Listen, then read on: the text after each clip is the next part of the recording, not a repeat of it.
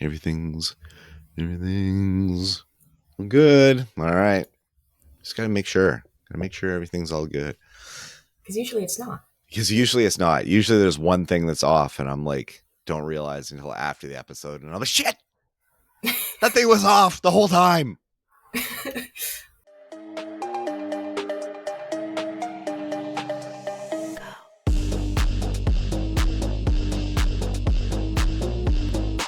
Hello, everybody, and welcome to What the Hell Should I Watch? I'm Steve Stebbing. And I'm Chloe Stebbing. And we are the weekly rundown of what we're watching, which may become what you're watching. And we come at you every Friday at 9 a.m. Pacific time on stevestebbing.ca. And, last week was technical difficulties. It was computers that wouldn't update properly. It was just things that were just dragging down our Tuesday night. But the good thing is we had a pretty kick-ass interview to run in the show's place. Thanks to Chloe here for doing her first interview. But about a film that, as far as this show knows, was her number one film of last year. So that's a pretty cool thing to do for your first interview, I'd say. Yeah, definitely starting off on a high note there. I honestly don't even know if it can be topped in the near future. Kind of set a pretty high bar for myself there. Yeah. Well, I mean, how many times did you, because we saw the film at VIFF and then you watched it another time, one more time before One the more interview? time. Yeah. Yeah. In the comfort of your own home. Yes. And we have thoughts about that because that film is opening in a limited release across Canada this week. So we will get to that in a second. But the last full episode of this, I teased The Last Breath. So we are going to look at that film. But I added a few more as well in the week and a bit that we've been away. And all of this is fresh for your eyeballs.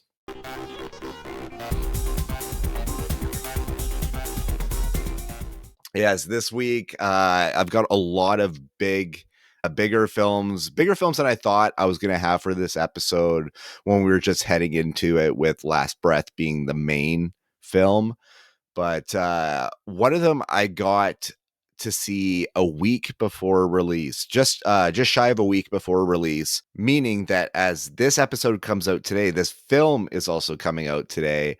And this is the new action film, Novocaine. When the girl of his dreams is kidnapped, a man incapable of feeling physical pain turns his rare condition into an unexpected advantage in the fight to rescue her. Starring Jack Quaid, Amber Midthunder, Ray Nicholson, Jacob Batalon, Betty Gabriel, and Matt Walsh. Directed by Dan Burke and Robert Olson. And this is like, what, 2 movies in 3 months for Jack Quaid, who just did Companion at the end of January, which you just got to check out recently, right? You got to see that one, and you landed on the positive side of that one, I assume. Yes, definitely. I definitely enjoyed that one. And so for him to go from that movie, and I don't want to get into spoilers or anything, but there's not really a good guy Jack Quaid in that movie. But in Novocaine, his character of Nathan Cain is like a good guy, but he just has a genetic condition where he can't feel pain. So it's kind of the premise is kind of an easy slam dunk for a fun movie, at least. Maybe a predictable one, but we'll get into that. Jack definitely delivers in this film. He's got the charm and the befuddledness of being a fish out of water that I also think pertains to his portrayal of Huey in The Boys as well. That's the entire vibe I was getting from this movie. Yeah, it's that kind of nice guy angle. There's this kind of drug along for this crazy ride where he also can't seem to feel pain. But this is also, between protagonist and antagonist, the battle of nepotism, because the villain of this film, the lead bank robber, is Ray Nicholson, who we last saw in Smile 2. who's kind of a very pivotal role in Smile 2 and a very creepy looking presence for that movie as well. But we have the son of Meg Ryan and Dennis Quaid versus Jack Nicholson's son for this movie. So there is kind of like a key piece of nepotism here at his core. I also think it's great to see Amber Midthunder because I really, really enjoyed Prey, which was released direct to Disney Plus, which should have had a theatrical release, in my opinion. And I generally really like Jacob Batalon a lot too. Although I will say that he is always seems to play kind of the same note of the same character in almost everything he does. Like there's an edgier version of what he does in the Spider-Man movies in this movie. Okay. So it just kind of feels like he's like, I really like him a lot. And that Reginald the Vampire show that he was in was pretty fun and sadly got canceled. But I don't know. He doesn't seem to have a huge range that he's explored yet. The film comes from the directing duo of a film called Villains. It's a horror comedy that I haven't seen yet. Have you seen this film? With Bill Yes. Skarsgård and Micah Monroe. I want to Yes, see it's it. actually really good. Yeah, I do want to see it. It just kind of slipped my radar, but I definitely want to check that one out. Because I rewatched the trailer in preparation for the podcast. I watched the trailer for it, and I'm like, that looks fun. I kind of want to check that one out. So I'll probably add that one to my list at some point. And it's funny because I just talked about this cinematographer that did the film American Primeval, Jacques Jouffre, who does this film as well. That said, I don't feel like the directing or cinematography were the bright points of this film. It's mostly Jack Quaid is just the charm and the action. There's some really fun action set pieces, but even with a pretty solid-ish twist in the film, this film is going to get lost in a mess of action films. Like it doesn't feel like it's strong enough to rise above. Like, do you remember the action film with Bob Odenkirk called Nobody? Yes. It's like that light.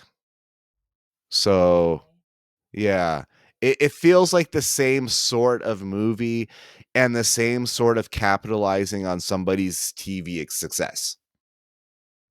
Okay. Well, Odenkirk's been putting in work for decades, but Better Call Saul catapulted him into a more massive spotlight. So what do you do with that? You take a big lead in an action film.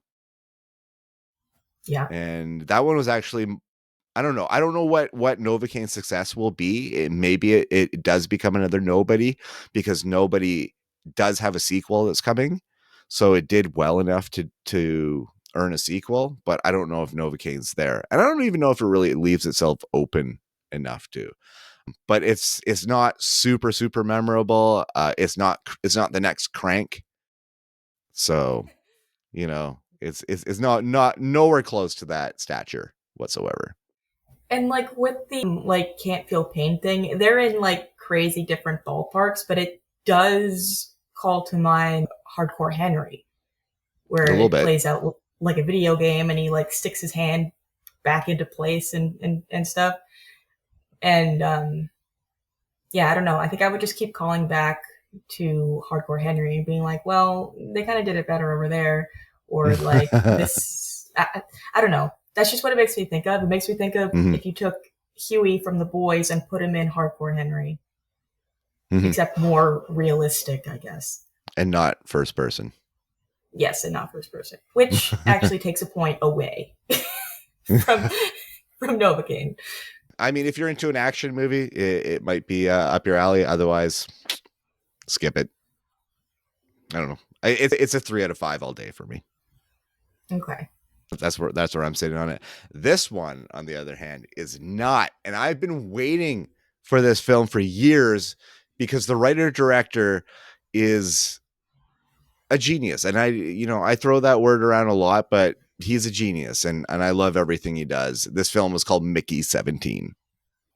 Mickey 17, known as an expendable, goes on a dangerous journey to colonize an ice planet. Starring Robert Pattinson, Naomi Ackie, Stephen Yun, Toni Collette, and Mark Ruffalo. Written and directed by Bong Joon-ho. Yes, the It's a long, good long, cast. long, long awaited follow up to Parasite. Like I've been Oh, waiting. Yeah, it's been a long time. oh, I like okay, no, not like direct like follow up, just like no, it's not a sequel. It's not a sequel Bong to Joon Parasite. Ho's next film. Yeah, yeah, yeah, okay. It's his Yeah, because I next was like, when film. the But hell were they I've been talking about ice planets? well, yeah, I know, right? Well, I mean, yeah, not in Parasite, but very coded to Snowpiercer Yeah, in a way, yeah, right? I mean, the ice factor to it, which yeah, I'll talk about in a second, because it's starting to be like a Bong Joon-ho aesthetic is ice. Like he's doing yeah, well with it, I think. But I'm glad that Warner Brothers finally stopped fucking around and put this movie out, because I feel like this movie was on the shelf for them for like a year and a half, maybe more, of them trying to figure out exactly when to release this film. Because I mean, in the releases of Warner Brothers, it kind of is an odd duck. Like it's like a weird film at its core. Like it's this character piece that happens to be this absurd sci-fi satire that would fit if like Terry Gilliam kind of made it, but now you have an international director of Bong Joon-ho making it. Academy Award winning Bong Joon-ho, which I think gives him more of a pedestal. yeah, But still, at the same time, I feel like Warner Brothers had no idea what to do with this film. But this this film was highly anticipated for me, and honestly, it really delivers. Robert Pattinson is probably the best actor of his generation. I think wow, that I think that honestly, Robert Pattinson brings such he brings such command of voice and accent and nuance and character ticks to everything he does that no one performance of his is the same. I mean, obviously Twilight runs through 5 movies, yeah, but I think that he's done so much work since then that the people that still bring up Twilight as like a slam against him are so outdated now. Like it doesn't even yeah, make sense anymore. I mean, forgetting the fact that the guy's been Batman now by this point, he has done such great work in bigger films. Like Water for Elephants is a really great film. The Safdie's brothers movie, Good Time, is phenomenal piece of cinema, and he's fantastic in the film. And I just think his body of work, even to the smallest films like Damsel, and like kind of the quirky character stuff, he's just delivered in everything I've seen him in, essentially. And this film is just like another addition to a great career, because the film is like his Coen Brothers movie without being a Coen brother movie. The film feels like Coen Brothers in space, like a Coen Brothers sci-fi film with this absurd Bong Joon-ho filter on it, like I said, like Snowpiercer. Kind of mixes like that. Naomi Ackie adds a lot of heart to this film. I'm really enjoying her, especially after Blink Twice. I think she's just a really great actress. I missed out on her playing Whitney Houston in that biopic, and but I pretty much enjoyed her in everything I've seen her in. Stephen Ewan is always great. Like he's always solid. I'm really happy to see Stephen Ewan working with Bong Joon-ho in this film. I just think it's really great. And Mark Ruffalo has become like the go-to for your zany supporting character. Like yeah, he's become an actor that I never knew that he could become. And it's because he takes wide stretches with some of these films. And I should have saw that before in his career, like Infinitely Polar Bear. He's really great. He has such great range in that film. And then the true story Olympic wrestler movie he did, Foxcatcher, really, really good character work in that. But between Poor Things and this film, he's exploring a new spectrum of work that I really like. He's got these really big teeth in this movie, and he's kind of the failed politician who's lost 2 elections in a row that are leading them to this new planet to hopefully inhabitate and bring human life to. And there's definitely some Trumpisms in here, just kind of mixed in. But the person in his ear the whole time is his wife, and is played by Toni Collette. And just really, really solid stuff. They just the bouncing off each other just makes them better. And I really, really enjoyed that. The cinematography of this film was done by a Jean-Pierre Jeunet guy, Darius Kanji, who he's done a lot of work with Bong as well. He did the other English language film Okja for Netflix. But Conchi has also worked with David Fincher, Michael Haneke, Nicholas Winding Refn multiple times, the Safdie brothers, and James Gray. But as well as like problematic dudes like Roman Polanski and Woody Allen. But arguably, he did their better films in my estimation, because Roman Polanski, he did Ninth Gate with Johnny Depp, which is a film I like. I actually saw it at Pine Tree Village Cinema while it was still there. Yeah. Yeah, because that would be 2001. Yeah, Right. that I saw that film. And then Woody Allen, he did in one of my favorite Woody Allen films. He did Midnight in Paris, which is like kind of his more colorful, fantastical type of film. So, and I mean, this film looks great. It's Bong's vision.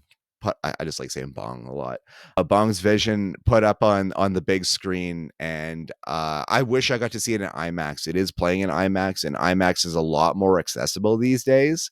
It seems like every Silver City basically has an IMAX now. It feels like, except for out in the Okanagan, Kelowna still doesn't have an IMAX, but like even in Coquitlam, there's an IMAX now, which kind of blows me away. But I recommend to see this film on IMAX. It's another incredible entry into an amazing career for Bong Joon-ho. He's probably he's one of those directors that is infinitely consistent. I haven't disliked a single Bong Joon-ho film, and he's not starting with this one. But this is such an absurd comedy. I understand it's probably a hard sell for a lot of people, but Robert Pattinson's the real reason to check this one out. He's just absolutely brilliant. There's a lot of grossness to this one, some blood in it, but I dug this film a lot. I think you would like this film too.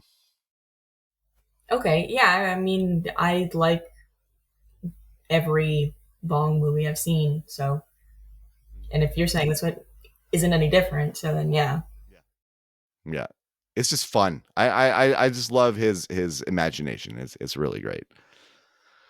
All right, let's move on to the film I was going to bring. If we had an episode last week, it is a true story film, which can work for it and can work against it as well.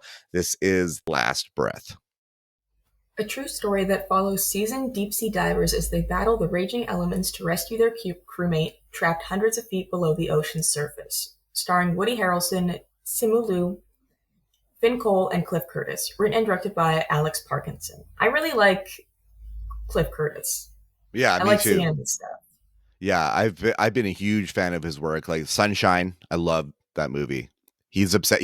Have you seen Sunshine with No, my Killian Murphy? I don't think so. My introduction to Cliff Curtis was unfortunately in Fear the Walking Dead when he gets killed off after like 5 episodes. Oh, okay. Yeah. Yeah, he's been in a lot. Training Day. Yeah. He's got just like a huge career. New Zealand actor. But yeah, he's been in a shitload of stuff. Avatar included, I believe. I think he was in Yes, Way of Water and Doctor Sleep. and Doctor Sleep. Yeah. But solid actor. kind of very secondary, like supporting in this one. He's the captain of the ship that anchors the diving bell for the divers to go, because they basically go to the ocean floor to do maintenance on the oil pipeline. And then because there's a storm up above, it drags the ship off course. So it ends up trapping Finn Cole's character underwater. So, and then he's basically there without air for a while. And I didn't have a lot of excitement going into this. I talked about it on the episode on the Taste of Next Week, and I wasn't super like excited about it. And then I got sent the link, so I was like, okay, well, I'll check it out. It feels like a middling release the studio doesn't know exactly what to do with, which seems to be kind of a theme this week. But the trio of actors, Finn Cole, Simu, and Woody Harrelson, make up a good, solid, like kind of archetype of characters that you would need in this type of a movie to make it work. Largely, the melodrama doesn't work very well, but all the action pieces do. The director, Alex Parkinson, he did the documentary of this true story as a Netflix documentary. It's called the same thing. It's called Last Breath. It came out in 2019 on Netflix. And so this is basically him doing the reenactment version of it, if you will. And it was shot by Nick Remy Matthews, who does Peril and based on a true story well, because he's already done it before, because he shot Hotel Mumbai, which came out I think 5 years ago, and he also did last year's space US versus Russia film ISS. So he's got the pedigree to make this film work, and all of the underwater scenes and all of the action scenes are incredible. To the point where I'm like, how do they do this without actually endangering people at the bottom of the ocean? Like, this looks so well done. It almost feels like a documentary type of feel to it. So maybe that's the fact that he actually did the story already in 2019, so he's just kind of recreating it. But as far as a thriller goes, it's a solid underwater survival film. It's going to keep you on the edge of your seat with all of the moments where you think this dude is just basically going to die, or that he already is dead. But it's just nothing that's going to keep you, that you're going to be like recommending to people. It's kind of like Novocaine. It's just like in its own subgenre. It's just a film that's not quite above any shoulders. Like, it's just kind of just going to sit there. It might get discovered on streaming at a later date, but it's not going to get discovered in theaters. And I don't even think it's still currently doing that well in theaters. So it'll probably be gone pretty quick. It's a couple weird ones now. One of them is a big film that we've been wanting to talk about since VIFF, but this next one, this premiered at VIFF in 2023, and now it's getting a release in 2025. It's Seven Veils. An earnest theater director has the task of remounting her former mentor's most famous work, the opera Salome. Some disturbing memories from her past will allow her repressed trauma to color the present. Starring Amanda Seyfried, Rebecca Lydiard, Douglas Smith, Mark O'Brien, and Vanessa Antoine. Written and directed by Adam Egoyan. So yeah, I saw this movie at 2023. I saw it at the Vancouver Playhouse. Adam Egoyan was in attendance. He did a Q&A after the film, which was unfortunate because I wasn't really a big fan of this film. Looking back, I had to refresh it because it was 2023. Like, I had an entire year of movies plus another festival. And that festival was 18 movies. So like, I completely like had to refresh my memory on it. I gave it a 2 out of 5 on Letterboxd. I was not too pumped with this film coming out of it. But that said, Amanda Seyfried, very capable actress. Any actress that works with David Lynch, and she did for Twin Peaks: The Return, has my vote for life. Like I adore her for life. And that said, her performance is absolutely solid. But Adam McGowan has been, as much as we celebrate him in Canada, and I do celebrate him because he is a creative voice that brings attention to Canadian film. So I will always give him props for that. When you think of Canadian film, Adam McGowan's voice is always Adam McGowan's name is always in that conversation. But he is more miss than hit for me, and this one lands in that misfire pile. It feels like a pretty flat film given an interesting storyline that just never delivers and feels almost predictable in many beats. The film was shot by Paul Sarosy, who is a guy that shot so many, probably most of Adam McGowan's films, including Sweet Hereafter, Where the Truth Lies, Felicia's Journey, all really great Canadian films. But he also did Charlie Bartlett with Anton Yelchin and Kat Dennings, which is a film that I absolutely adore. And also Affliction for Paul Schrader. And the big one that Paul Sarosy did is he shot The Wicker Man, and not the original, the Nicolas Cage Wicker Man. What is that? What is that? What is it? Oh, no, not the beast! Not the beast! Ah! Open my eyes! My eyes! Ah! Ah! Talking about the bees, baby. Talking about the bees.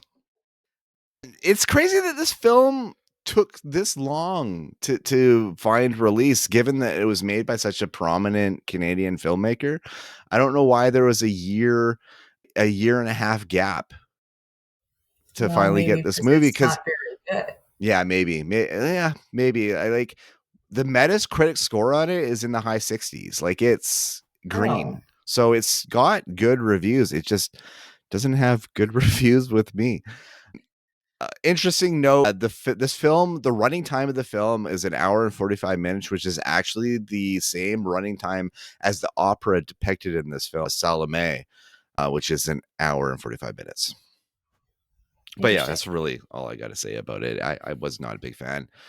This one, we know one person on this podcast was a huge fan of this film, but we finally get to talk about it. It's a winner of 5 Vancouver Film Critics Circle Awards. It is Can I Get a Witness? In a not so distant future, there's a reality where in order to save the planet, death is everyone's job, with 50-year-olds taking the sacrifice while teenage artists need to document it. Starring Kira Jang, Joel Ouellette, and Sandra Oh. Written and directed by Anne-Marie Fleming. And this was the be-all end-all one, right? This one hit you like a ton of bricks. Yeah, this one absolutely devastated me for a number of days, possibly even a week after the first viewing. After the second viewing, I was I didn't have such a huge emotional outburst, probably just because I knew what to expect and I knew what was coming. But I do think that initial watch through is the most impactful. And I think that it would be that way for the average viewer as well. Just because of the intensity of the message and what this society has, like the steps that this society has taken to mitigate a very real threat, one that we face today. So it's funny because all like from an outsider's point of view, this film says it classifies it as sci-fi, and it's sci-fi in the fact that yes, it's depicting future that's not here. So but that is the only way in which it is any sort of science fiction whatsoever, because it's slightly like a plausible reactive future. Like it's plausible in some of the ideas that are presented in it. So it feels more like science fact in a lot of ways. And like is brought up in your interviews there, I mean, we're clearly a lot of ideas of where do we go from here in Anne Marie Fleming's mind when she created this film. But I find it really interesting because heading into this film, the only conduit I had with her work was Window Horses, which is a fully animated film. But the creativeness of Window Horses, I knew that I was going to be in for something definitely creative and outside of the box, because that's just kind of the wheelhouse in which she operates. But the weight of humanity I didn't expect in this film. And I think that's really interesting. I think Joel Olette, I think Joel Olette and Kira Jang are great in their young performances, and they're even with Joel Olette, who's teaching Kira Jang's character, there is a naivete to him that I kind of collect as one. But Sandra Oh, and she won the VFCC award for Best Supporting Actress. Her performance is a lot of quiet work by herself. Yeah. Leading into some very important one-on-one stuff with her and Kira Jang. And I think she's absolutely incredible in it, and just shows that veteran style that is a very big staple of Canadian film. Sandra Oh has been such a big part of Canadian film for so long now that she just brings that understanding to this. And her and I believe her and Anne Marie Fleming are very close as well, because they go back to the 80s, I think. yeah. And there's a real love for Zoolander in this too that you got to appreciate as well. But yeah, this is a great film, and I hope people see it, even in this smaller limited release. Like, you're gonna have to look for it, but I hope people check it out. Alrighty, let's move on to what you can stream at home.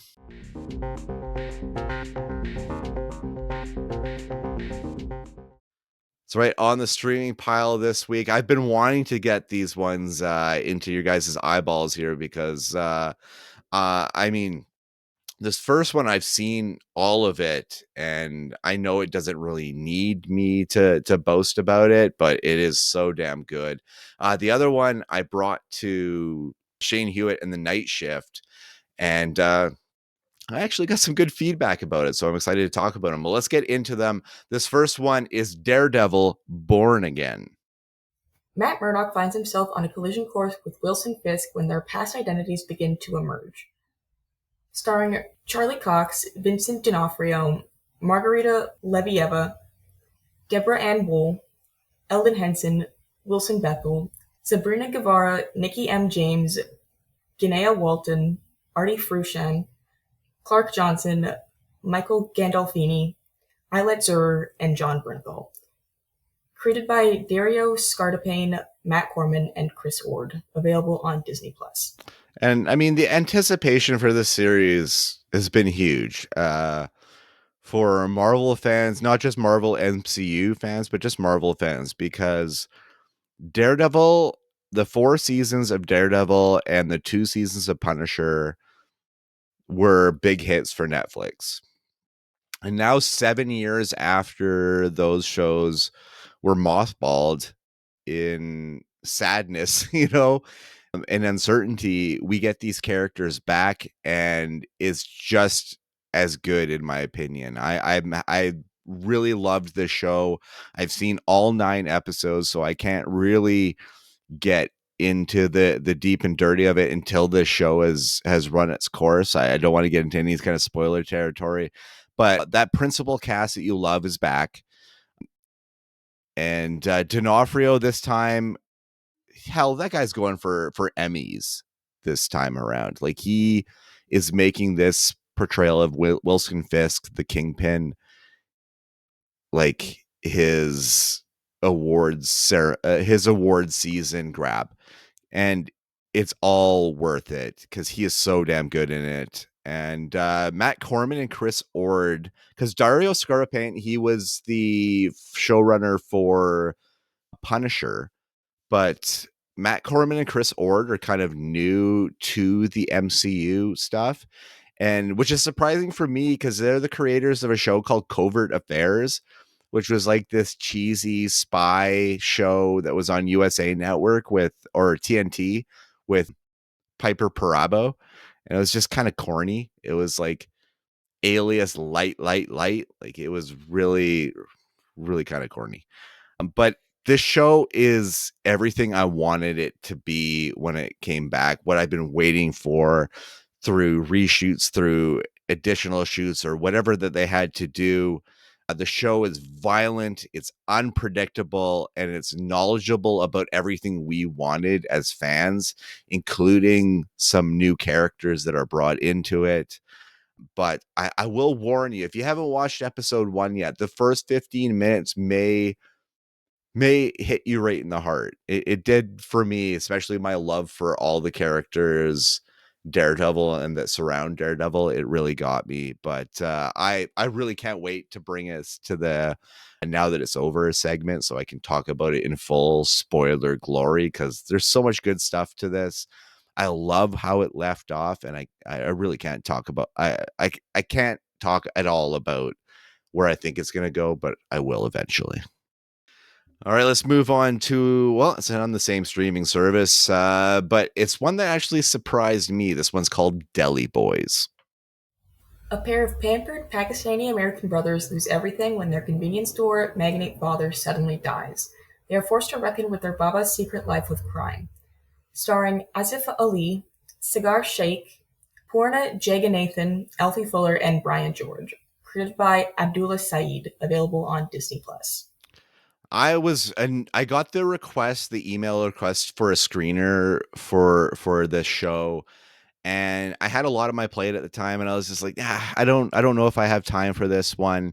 But then I just kind of kept seeing it in my emails when I looked back through my folder, and I was like, well, they're just half-hour episodes. I might as well just try it. And also because Interior Chinatown was a show that I enjoyed far more than I thought I would. So I was like, I enjoy that they're bringing a bigger melting pot of culture in shows to Disney Plus. So I was like, okay, I'll try it, because I like Asif Ali and Sagar Saith, because they're both Marvel guys. Ali was in WandaVision and Agatha All Along. And Shigar plays Kamala Khan, Miss Marvel's brother. So he's in Miss Marvel, the series on Disney Plus, and The Marvels, the movie. And I enjoy him because all the family characters are really great. But also Purna Jagannathan is the mom in Never Have I Ever, Mindy Kaling's semi-autobiographical show that she had on Netflix that's since run its course after 5 seasons. Really great show. But she's the mom in it, and I really like her. But she is decidedly very different, very violent in this show, and I like the change of pace. I like the fish out of water gangster story that's at the heart of this one, because Ali and Shigar have the comedic chops to pull it off, and they're such slacker pieces of crap. You kind of want to see what goes wrong next for them. And the first episode, I think, is a wild one that will surprise a lot of people and hopefully bring a lot of viewers on board. And it's the debut of the series, the creator, Abdullah Saeed. He's generally an actor and a comedian. He was on a show for HBO called High Maintenance that I've heard a lot of stuff about, but I've never checked it out.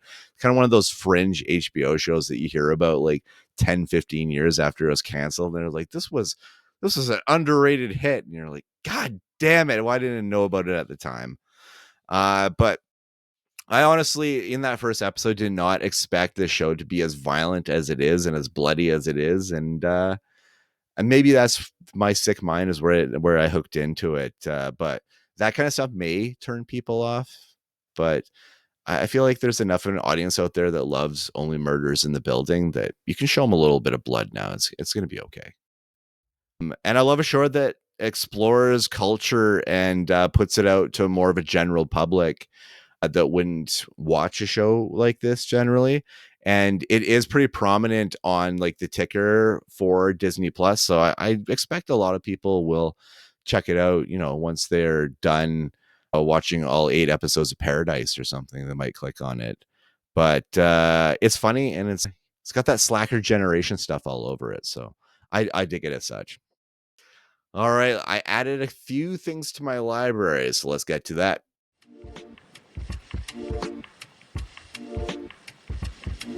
All right. I added a Western to my collection. I've got a few that I bought for myself, but this one I saw on the order list for review, and I didn't know it was a TV movie. This one's Last Stand at Saber River. The reason I got it is I saw Elmore Leonard's name on it.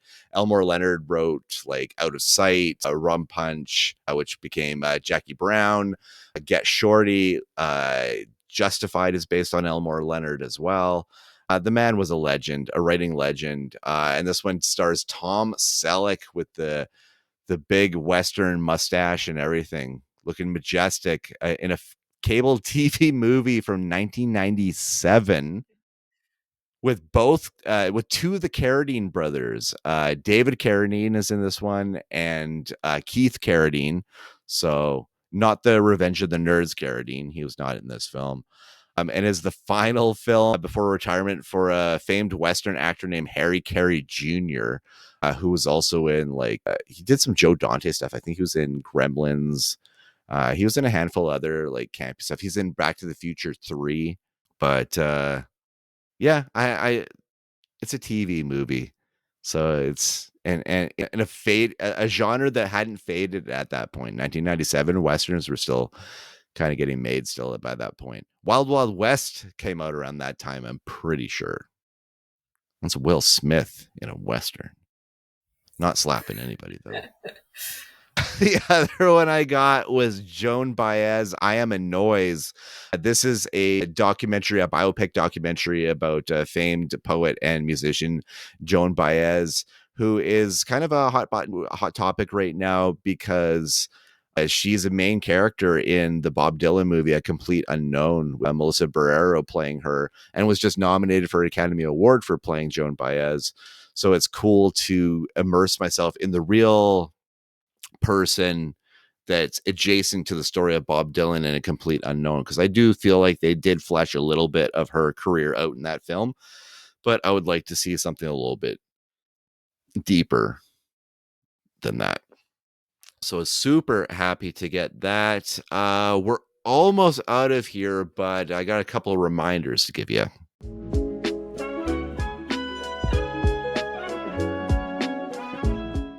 That's right, out on Blu-ray. These ones actually came out last week on Blu-ray, but we didn't have a show last week, so I didn't really get to tell you what came out. And I can probably actually maybe get some other thoughts on this, because Gladiator 2 is out on 4K and Blu-ray now. I reviewed it on the November 29th episode, and I didn't like the fucking movie whatsoever.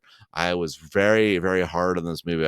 I did not enjoy this, and you've since watched this movie, so do you have some quick thoughts on it? I have not watched it. Oh, you haven't watched it?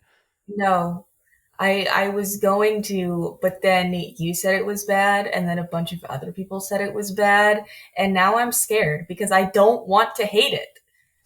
I want this movie to be good, but everybody's telling me it's not. So I don't know. I've been procrastinating on it. Okay. Well, we'll probably revisit it. I'm sure you'll give your thoughts eventually.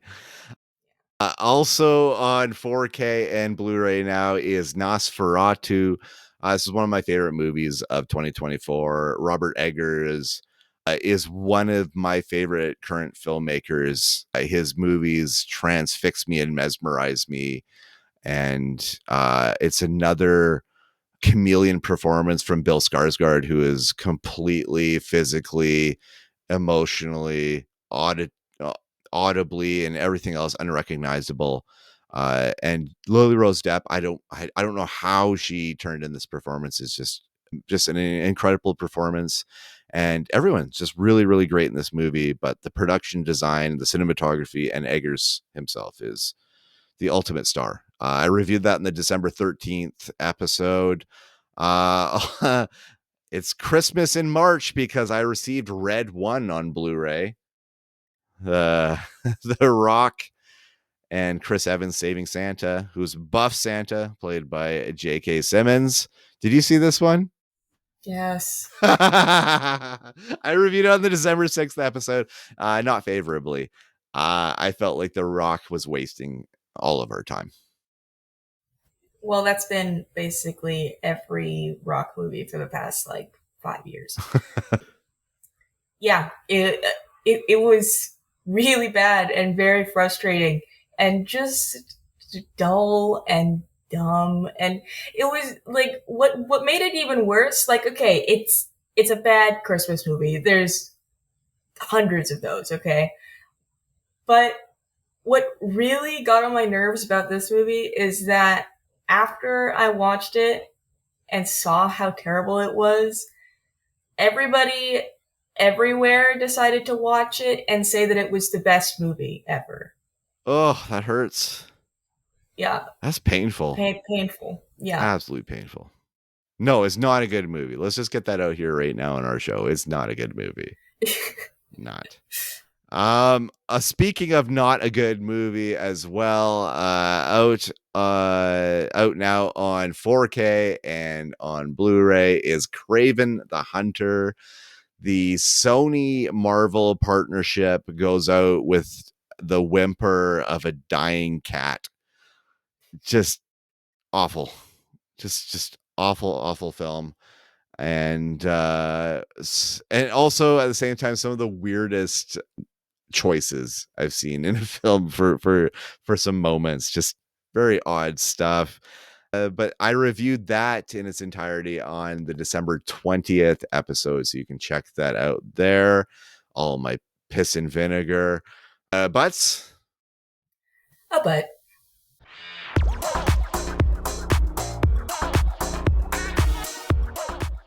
All right. Just the quickest butt, because I'm sure the general populace is tired of hearing about this show. You're either tired of hearing about it, or I'm going to say the name and you're going to pump your fist in the air.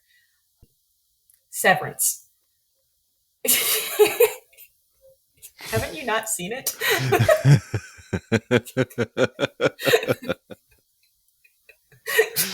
Don't even know what I'm talking about. Yeah. Just wanted to. Yeah, this show just wrapped up its second season. It's kind of taken the internet by storm and radio by storm. I can't go anywhere without hearing about it. That's why I checked it out. Yeah, it might be one of the best shows out right now. Mm-hmm. Stars Adam Scott. I can't remember the lead. Patricia actress. Arquette's in there. John Turturro, Christopher Walken.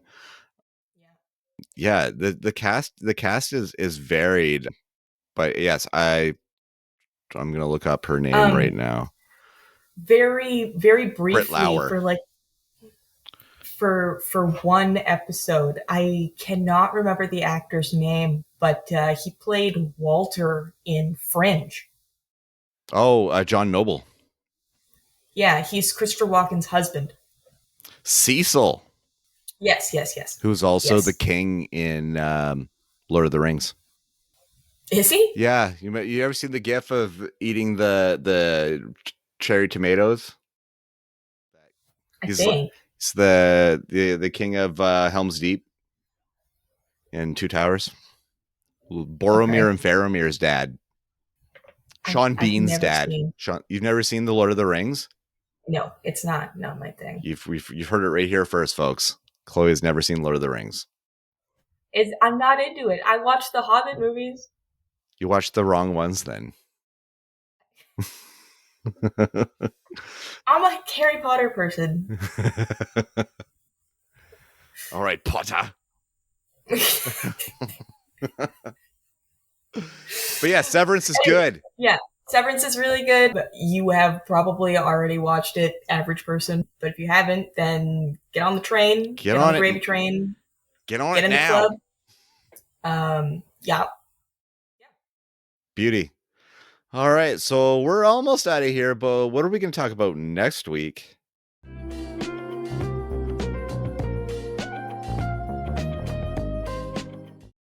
That's right. A taste of next week.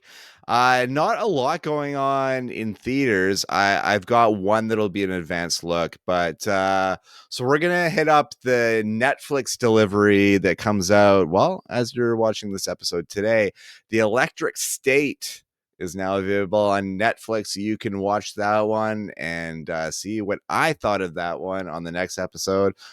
And I'm also going to be talking about the long delayed Jonathan Majors film Magazine Dreams. This was supposed to be like the Oscar possible film for him. And then that abuse court case happened and all of it went away, but it's now getting its release. So I'll talk about that next week. But that brings us to the end of this week.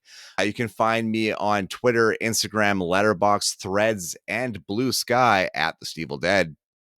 You can find me on Letterboxd at HoneyBunChloe. You can find all of the episodes of this show on stevestebbing.ca or just look up the YouTube page under Steve Stebbing or The Steve Dead. And you can also find us on shiftheads.ca. You can hear me every week on Shane Hewitt and The Night Shift, Toronto's News Talk 1010 on the iHeartRadio network. And that empties out our list for this week. We got to fill it up again. So until then, bye-bye.